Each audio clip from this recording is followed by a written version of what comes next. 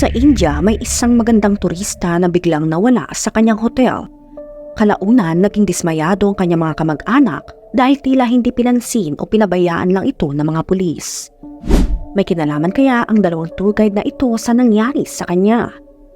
Tara, alamin natin ang kwento ni Liga Scrome.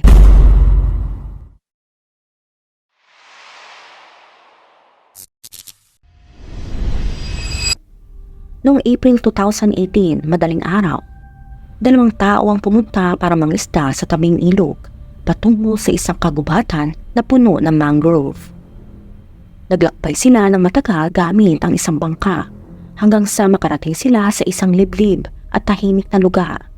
Nang isa sa kanila ay tumalon ng tubig para itali ang bangka, siya ay nakaamoy ng isang matinding amoy na mukhang malapit lamang. Nang pumunta sila sa pampang at sinundan ng amoy, natagpuan nila ang isang nakakatakot na eksena.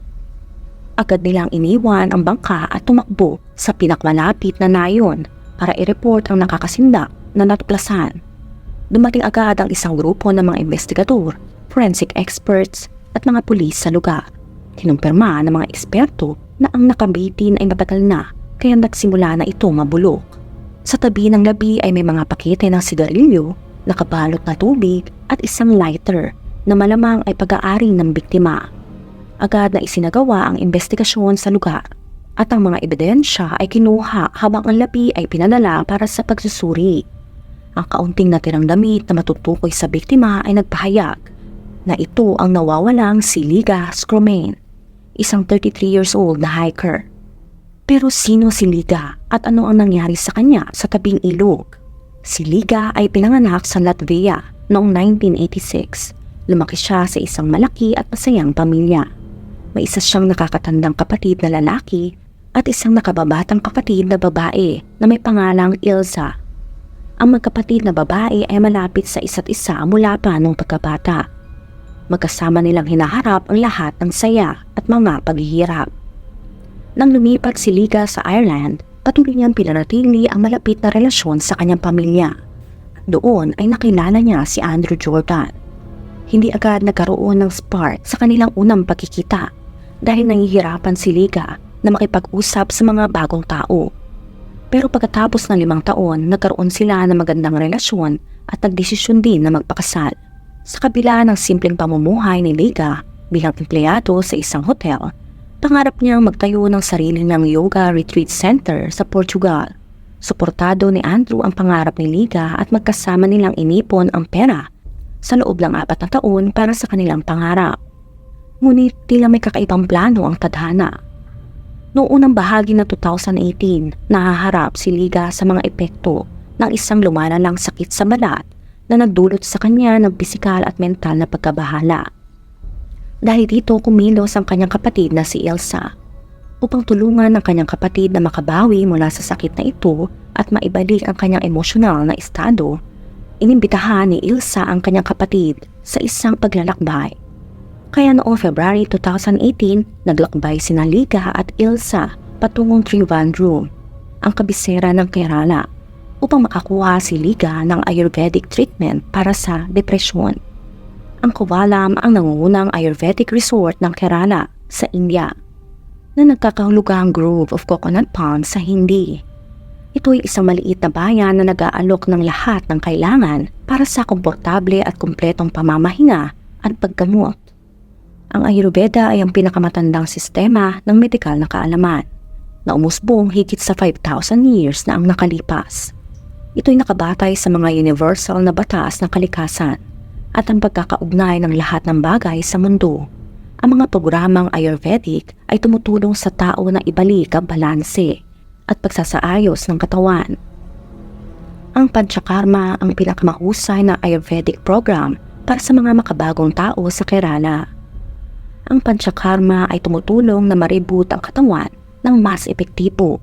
Karamihan sa mga sumusubok ng Panchakarma sa Kerala ay inuulit ito taon-taon.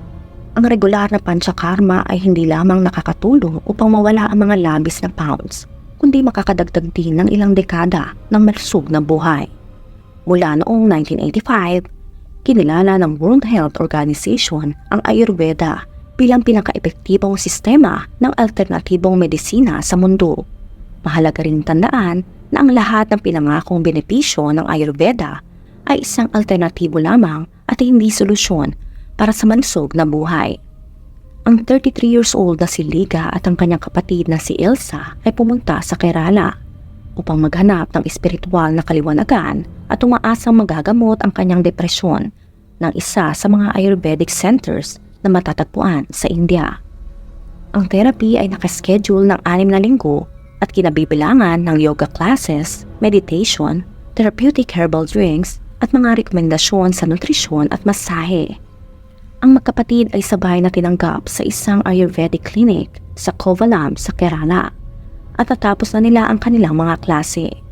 Noong unang umaga ng March 14, tumanggi si Liga na sumama sa yoga class kasama ang kanyang kapatid na nagbigay ng dahilan na masakit daw ang kanyang ulo. Nang bumalik si Elsa sa kanilang kwarto, hindi na niya makita si Liga.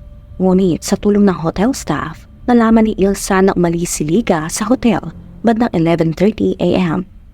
Ayon sa mga staff, ito ay nakasuot ng leggings at yoga t-shirt, nagrenta din ng auto rickshaw or tricycle at pumunta sa Kovalam Beach para maglakad-lakad. Ang mga beach sa paligid ng Kovalam ay popular na destinasyon para sa mga domestic at international na turista. Ang sandy beaches ng Kovalam ay palaging matao. Gayunpaman, hindi matagpuan si Liga sa beach. Naglakad-lakad si Elsa sa baybayin hanggang gabi. Ipinapakita ang larawan ng kanyang kapatid, ngunit wala siyang natanggap na sagot na may nakakita sa kanya. Ito ay talagang kakaiba dahil si Liga ay isang matangkad at maputing babae na tiyak na kapansin-pansin. Kung siya ay nasa beach, siguradong may nakakita sa kanya. Matapos ang hindi matagumpay na paghahanap, pumunta si Elsa sa istasyon ng pulis upang i-report ang pagkawala ng kanyang kapatid. Subalit hindi nagpakita ng simpatya ang mga pulis sa nawawalang banyagang turista. Sa halip na natili silang kampante at tiyak nilang mahahanap ang babae o babalik din daw ito kinabukasan. Hindi rin sila nababahala sa katotohanang si Liga ayon sa kanyang kapatid ay may mga problemang psychological at maaring madaling target ng mga kriminal. Ang mga pulis sa Kovalam ay nagrehistro ng kaso, ngunit ang investigasyon ay nagsimula ng mabagal o mas tamang sabihin, hindi talaga nagsimula. Si Elsa ay naglakbay ng malawak sa Kerala. Nakapunta siya sa Kollam, Varkala at sa wakas sa Kovalam. Itinuturing siyang isang bihasang manlalakbay sa India at sa pagkakataong ito ay dinala niya ang kanyang kapatid upang ipakita ang India na mahal niya. Subalit nagkaroon ng isang trahedya ang kanilang biyahe. Pagkatapos ng ilang araw ng kawalang gawa ng mga pulis, nagsimula si Elsa ng sariling paghahanap. Nakiusap siya sa mga kaibigan at inireport ang pagkawala ni Liga sa kanyang asawa. Si Andrew naman ay agad na pumunta sa India. Nag-atubiling mag-imbestiga ang mga pulis matapos makipag-ugnayan si Andrew Jordan at Elsa sa local na press at magsimula ng online campaign para sa paghahanap kay Liga. Nakipag-ugnayan din si Elsa sa pamamagitan ng Twitter kay Suma Swaraj, isang foreign minister ng India, na humihingi ng tulong para sa kanyang nawawalang kapatid. Sabi ni Elsa, "Pakiusap, tulungan niyo ako. Ang kapatid kong Latvian ay nawawala na ng 8 araw at kami labis na nag-aalala." Dahil sa pagkadesperada, si Elsa ay nag-anunsyo na ito'y magkagantimpala na nagkakahalaga ng 100,000 rupees para sa sinumang makakatulong na matukoy ang kinaroroonan ni Liga o magbigay ng impormasyon tungkol sa kanyang mga galaw noong araw na ito'y nawala. Si Elsa at ang kanyang kaibigan na si Alexa na pumunta rin sa India pagkatapos malaman ang pagkawala ni Liga ay naglagay ng mga poster sa paligid ng Kovalam Beach kung saan huling nakita si Liga. Naglagay sila ng mga flyers at pinamigay sa mga tao. Dito maraming lokal na aktibong sumali sa paghahanap sa nawawalang turista. Isang mahalagang detalye ay ang pagkakaroon ni Liga ng depresyon at hirap sa pakikisalamuha sa mga estranghero. Noong araw ng kanyang pagkawala, may dala siyang humigit kumulang 3,000 rupees. Ngunit hindi niya dinala ang kanyang passport, kaya't maaring hindi ito nakaalis ng India. Sinabi ni Ashok Kumar, ang pinuno ng lokal na istasyon ng pulis, na wala pang lead ang mga pulis sa kaso. Patuloy na sinasabi ng mga ito na maaring ang turista ay nagwala o umalis na lang na mag-isa at babalik din sa sariling pag-iisip. Gayunpaman, ang paulit-ulit na pakiusap ni Elsa at Andrew ay nagpumilit sa mga pulis na magsagawa ng mas masusing paghahanap para kay Liga. Ang operasyon ng paghahanap ay sinagawa sa paligid ng Covalum Beach kung saan huling nakita si Liga. May lumabas na ulat na may natagpuang isang hindi makilalang labi ng babae na matatagpuan sa baybayin sa Cachal sa Kanyakumari District.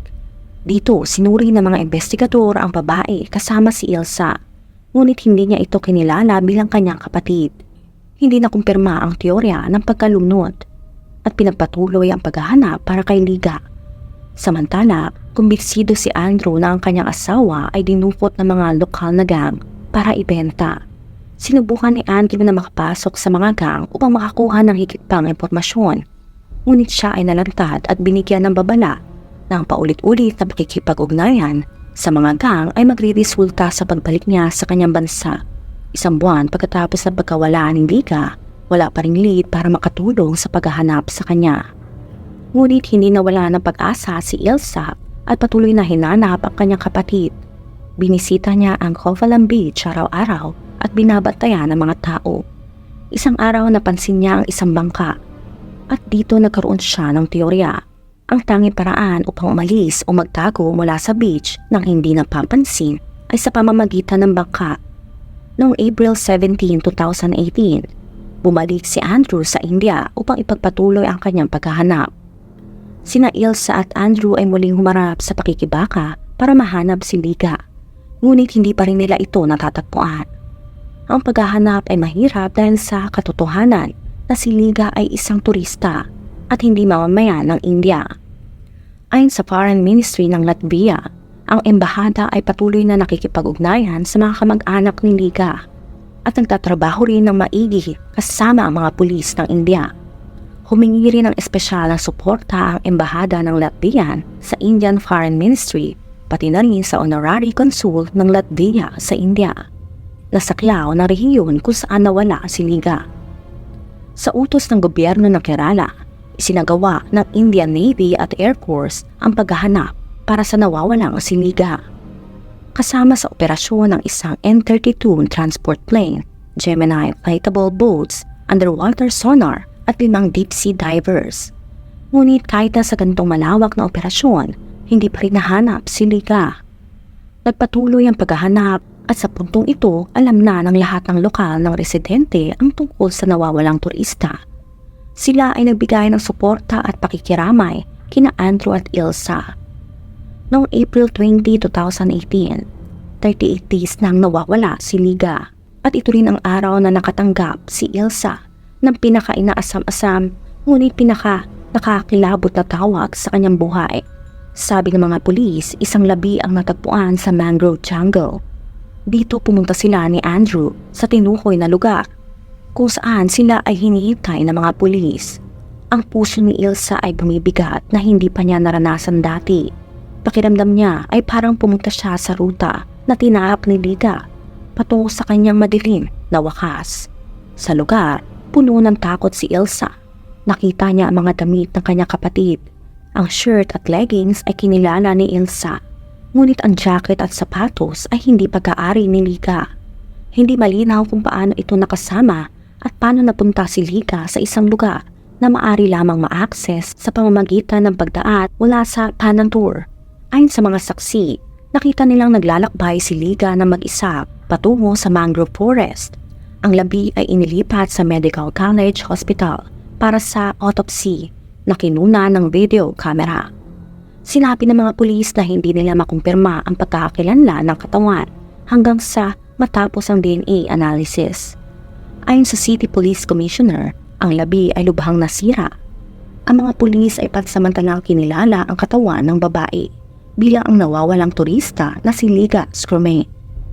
Isa sa mga ebidensya na pabor sa konklusyon ng mga investigador ay ang pagkakakilanlan sa biktima sa pamamagitan ng buhok at damit ni Liga. Isa sa mga teorya ng rescue services sa India ay maaring ito'y nalason. May mga nakakalason na pongpong tree sa mangrove forest at maaring aksidente o sinidyang nakain ni Liga ang kanilang bunga. Kaya ito'y nakalunok ng lason. Mula 1989 hanggang 1999, mahigit 500 na tao ang nasawi mula sa pagkalason sa prutas na ito. Ito'y sa Kerala pa lamang. Ngunit tila isa itong teorya na hindi konektado dahil ang labi ay nasa puno.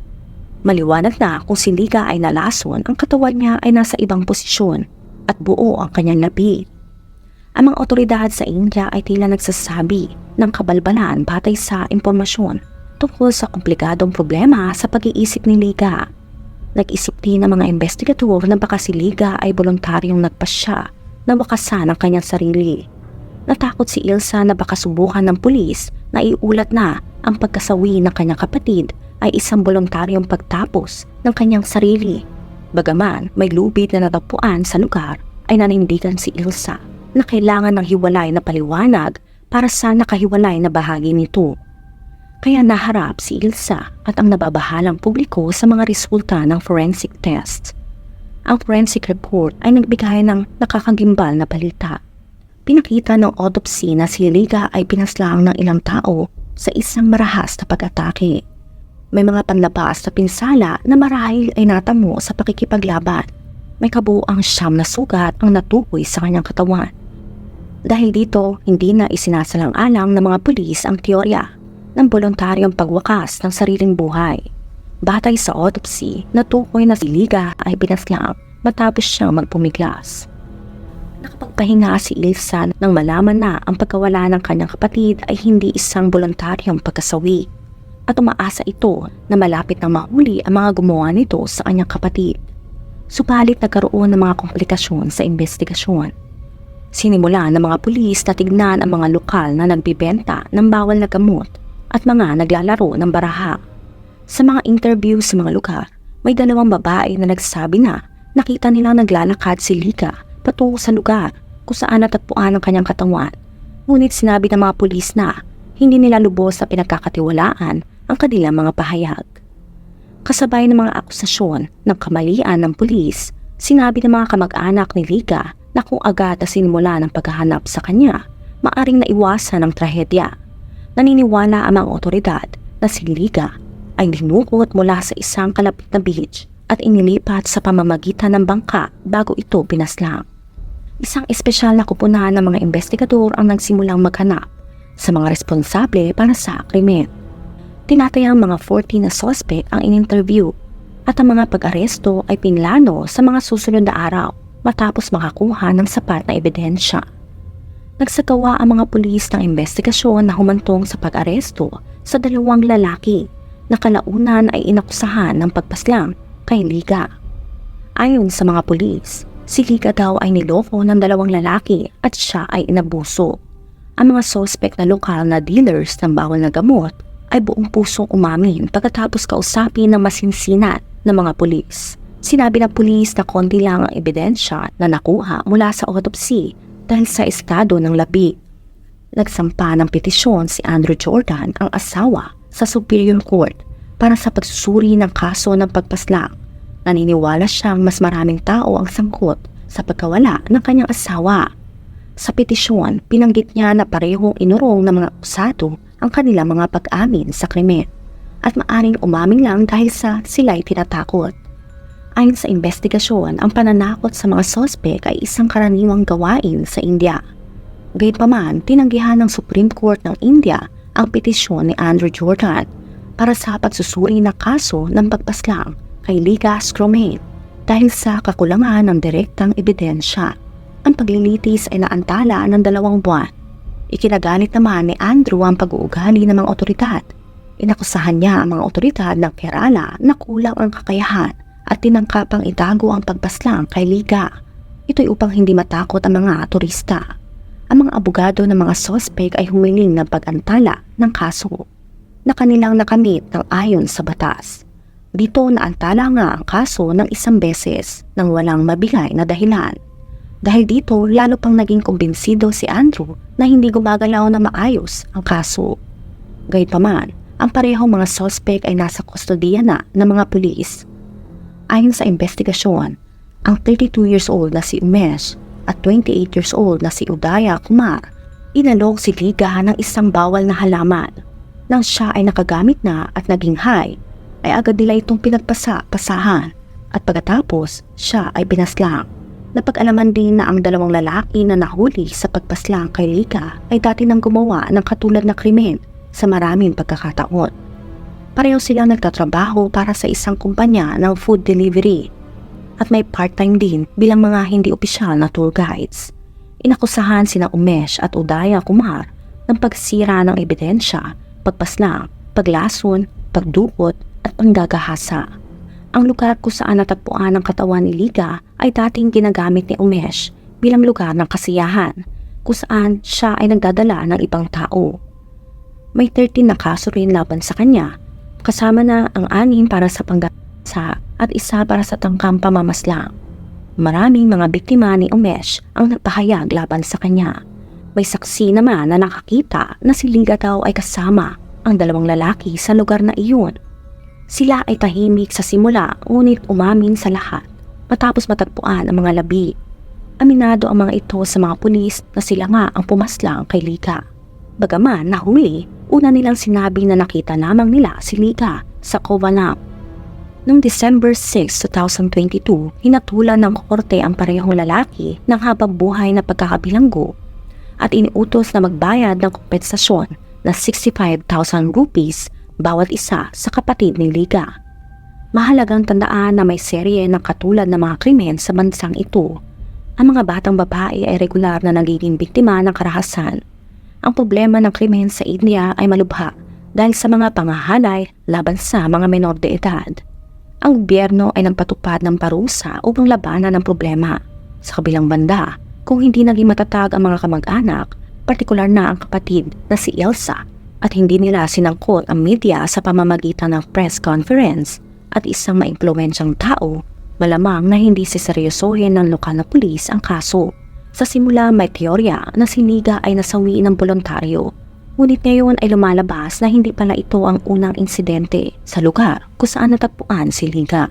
Dahil sa kaso na nangyari kay Liga, nagsabi ang mga otoridad na dapat may mga surveillance camera sa mga lugar na pinupuntahan ng mga turista. Napagtanto nila na kailangan talagang maging ligtas sa mga lugar na dinadayo ng mga turista. Dito ay sinang-alang ang seguridad ng mga turista, pati na rin ang aspeto ng turismo sa India. Ikaw, ano masasabi mo sa kaso natin ngayon? Naniniwala ka ba na ang dalawang nahuli ay ang mga suspect? Let me know sa comment section. Kung nakaabot ka sa video na ito ay maraming salamat. Huwag kalimutan mag-like, share, subscribe, and turn on the notification. Ingat ka palagi. Ciao!